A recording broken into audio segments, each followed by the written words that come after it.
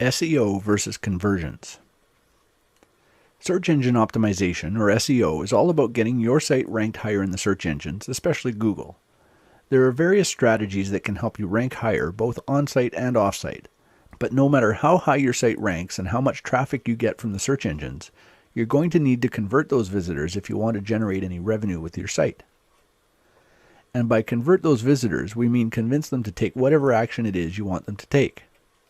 Clicking on an ad, signing up for your email list, liking your page on Facebook, or buying your product, and so on. You need to balance the need for SEO against the conversion rate of your page to be successful. That means optimizing the visitor experience as well as the SEO of your pages. Don't overuse keywords on your page to the point of making it unreadable for real visitors. Keyword stuffing is one of the most common mistakes people make, and frankly, it isn't necessary anyway. Years ago, when the search engines were still relatively new, whatever site used a keyword the most times often ranked the highest, but those days are long gone.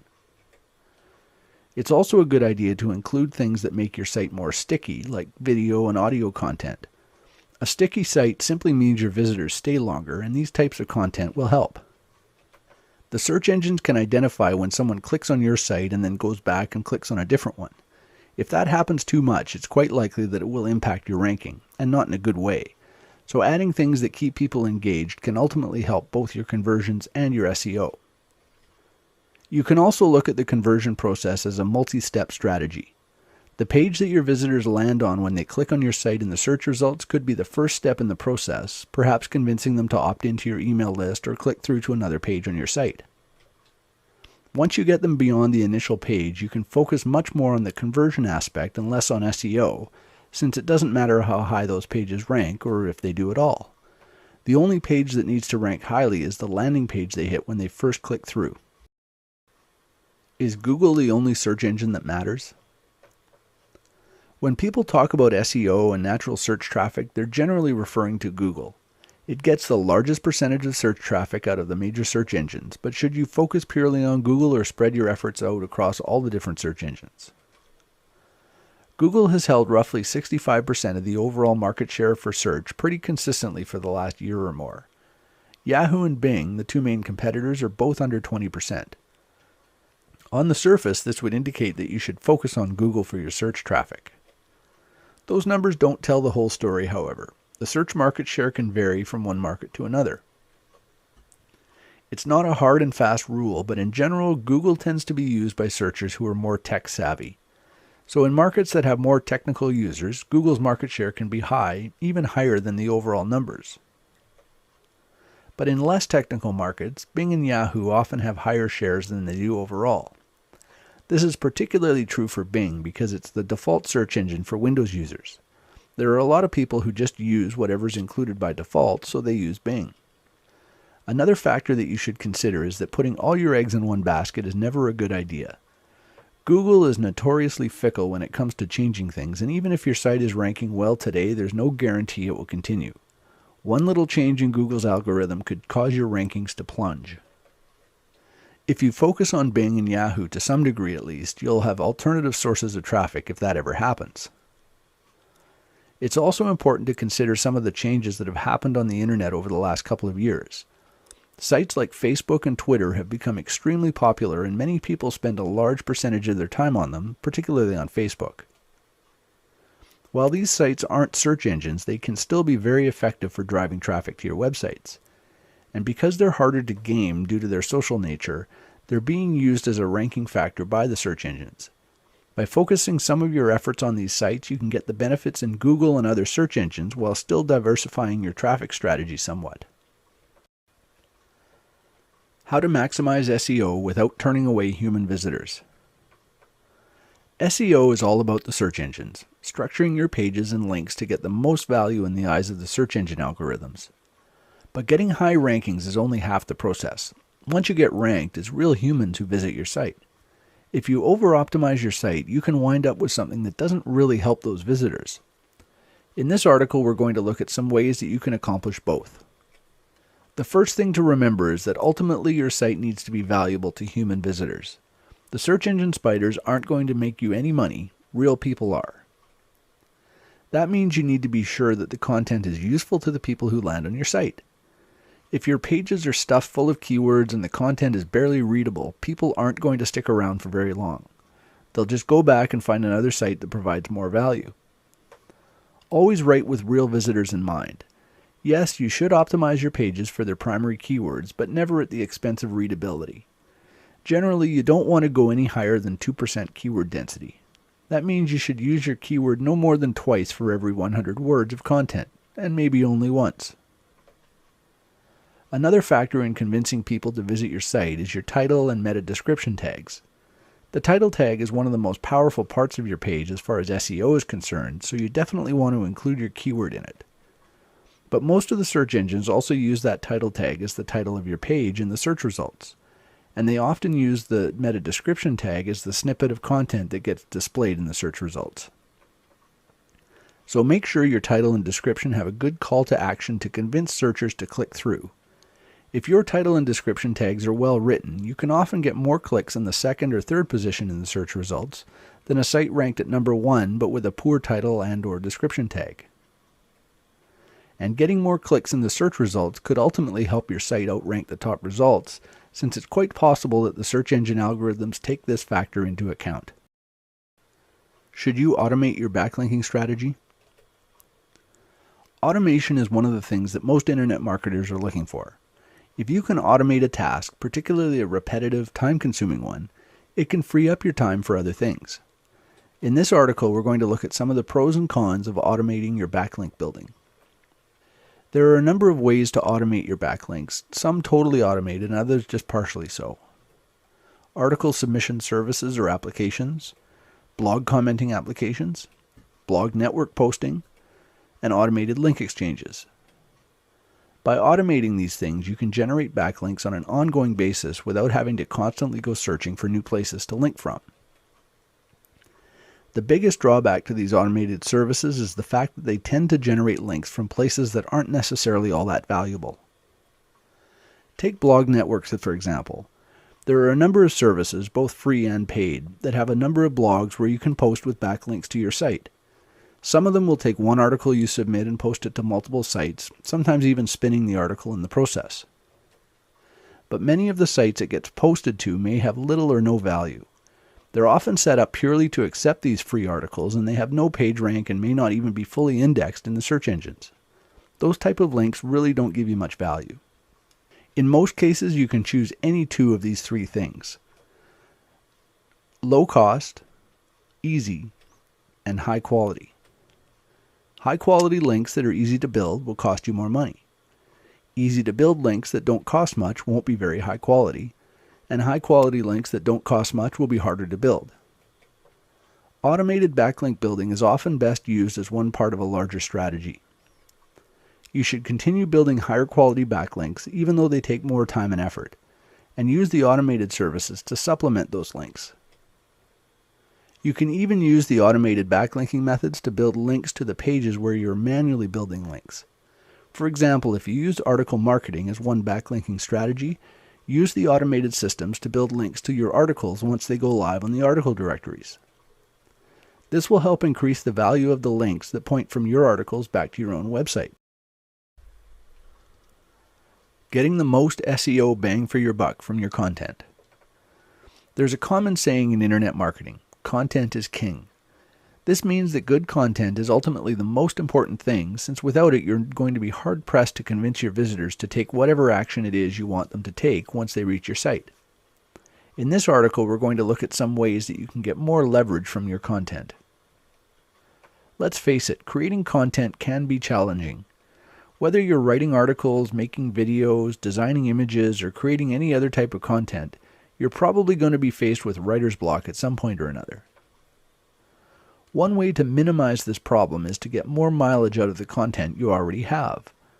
There are a number of ways you can do this. Repurposing content.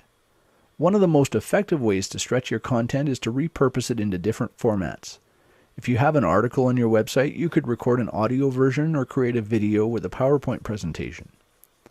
The content's the same, but because you have multiple formats, you can post them in different places such as YouTube or iTunes to get more exposure. These repurposed versions can also link back to your website, which can help with SEO as well. Rewriting content. If you use article marketing or free hosting as a backlink strategy, you have to write even more content. Rewriting content that you've already created is a good way to simplify this process. It still takes some time and effort, but because you're not having to come up with completely new ideas for content, it can be a lot easier. This is especially true if you're working in a niche that you're not necessarily all that familiar with yourself. Spinning content. Article spinners will take a seed article and spin it into multiple versions. This is similar to rewriting an article, but you can generate any number of versions this way. Spinning has a bit of a mixed reputation. Some people swear by it and some others swear at it. But the fact is, it works well if you take the time to create a good seed article. It can take some work to generate a seed article that creates readable spins, but if you do it right, you can generate dozens of unique articles from that one seed, saving a lot of time and effort in the process. 3 top SEO software tools. There are a number of software tools that can help you improve your SEO. Some of these tools run on your computer and others are services that you can access through the internet itself. In this article, we're going to look at 3 tools that will help you improve your SEO. Micro Niche Finder. Keyword research is the first step to any successful SEO campaign. You need to know what keywords people are searching for, and you should also determine the amount of competition so you know what you're up against. If you don't do this step properly, everything else you do for SEO may be wasted effort since you could be targeting keywords that nobody is even searching for. One of the most effective tools for keyword research is a program called Micro Niche Finder. It will generate a list of keywords related to whatever seed keyword you give it, and it can tell you how much competition there is in Google as well as how strong that competition is. It automates the entire process, saving you hours compared to doing the same research manually. Market Samurai. Market Samurai will also generate a keyword list and analyze the competition for you, but it does a number of other things as well. It will identify sites where you can get backlinks, how many backlinks you'll need to outrank the top results, topics on which to write articles for your site, and much more. And Market Samurai has another advantage over Micro Niche Finder. It will run on any platform. Micro Niche Finder is a Windows application, but Market Samurai will run on Windows, Mac, or Linux. SERP IQ. SERP IQ is a web-based service that will help you identify the best keywords to target as well as analyze your competition. It generates detailed reports about the top 10 results for your keyword that includes information such as the page rank, the number of backlinks, and the domain age. It also tells you if the exact match domains are available so you can quickly identify domains if you're in the early stages of your research. Any of these applications will help automate a lot of the work that goes into researching good keywords for your site. They can save you a lot of time, so they're worth the cost when you consider how much your time is worth. If you can't justify the cost right away, plan to invest some of your earnings into one of them as soon as your site starts generating revenue. 5 free sources of backlinks. Backlinks are probably one of the most critical components of SEO. In fact, if you did absolutely no on-site SEO and just built backlinks to your site, you could outrank sites that have perfect on-page optimization. In this article, we're going to look at 5 free sources of backlinks. Article marketing. Article marketing is probably one of the most widely used backlink methods for a couple of reasons. Number 1, it's easy. Almost anyone can write an article. And number 2, it's cheap or free in most cases. You write an article and submit it to one or more article directories. In exchange for the free content you're giving them, the directory allows you to include a resource box at the end of the article. You can include one or more links in that resource box that point back to your website. Blog commenting. Most blogging platforms such as WordPress and Blogger let you enter a URL when you leave a comment on a post. Your name generally gets linked to that URL, so every time you leave a comment, you create a link back to your website. The secret to building links this way is to leave valuable comments, not just useless things like, "Hey, great post." Social bookmarking. Social bookmarking on sites like delicious.com and clipmarks.com let you add bookmarks to your favorite web pages so you can come back to them later. But those bookmarks also create backlinks from the bookmarking site to yours, so this is a good way to generate more backlinks. Free hosting. Free hosting sites like WordPress.com and Squidoo.com let you build pages about virtually any topic. You can build pages on these sites about the same topic as your own website and then include links back to your site within the content. Some of them, like Squidoo for example, will even let you add an RSS feed to your page. If your website is running on a blog platform like WordPress, you can add the feed to your Squidoo page so it gets updated every time you post a new article on your site, and that update will include a new backlink. Social media. Social media sites like Twitter and Facebook are also very effective ways to get backlinks. Whenever you post an update to one of those sites with a link to your website, that update will get picked up by Google and the other search engines, resulting in another backlink to your website. How to optimize WordPress for the best SEO results. WordPress is a popular platform for building websites because it makes the process so easy. WordPress handles all the formatting and layout of your site so you can focus on the content. But the default setup isn't very well optimized for the search engines. In this article, we're going to discuss some ways to improve the SEO on your WordPress-based sites. Privacy settings. The first thing you should do is check the privacy settings in the WordPress admin dashboard. You can choose whether or not to make the site visible to the search engines. If the wrong option is set, your site won't be indexed or ranked. The default setting is to make the site visible to the search engines, but it's still a good idea to double check. If this isn't set right, nothing else we're going to cover will matter. Permalinks. The next change you should make is to the permalink structure. By default, WordPress uses a pretty unfriendly URL structure. Your posts and pages will show up as something like www.mydomain.com/?ID equals and then some number. There's no keywords included in the URL, and there's some debate about how effective the search engines are at even indexing sites with these type of URLs. Instead, you should change the permalink structure to include keywords. You can make this change in the permalink setting page and set it to something like what's shown on the screen here.